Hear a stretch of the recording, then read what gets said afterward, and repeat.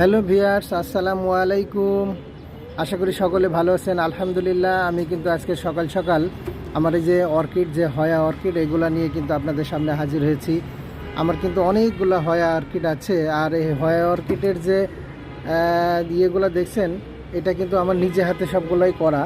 যেমন আমি একটা জিনিস দেখাই, এটা কিন্তু একদম এক্সক্লুসিভ একটা নারকেলের সুবড়া সুন্দর করে কেটে সেটার সাথে এই যে এইভাবে বসানো আছে। আর এটা কিন্তু খুব সুন্দর মতোই হয়ে গেছে, একেবারে হ্যাঙ্গিং করে রাখা হয়। আর হয়া অর্কিডের একটা গুণ হচ্ছে, এগুলোতে খুব পানি দেওয়া লাগে না, সপ্তাহে একদিন একটু জাস্ট মিডিয়াগুলো ভিজে দিলেই হয়।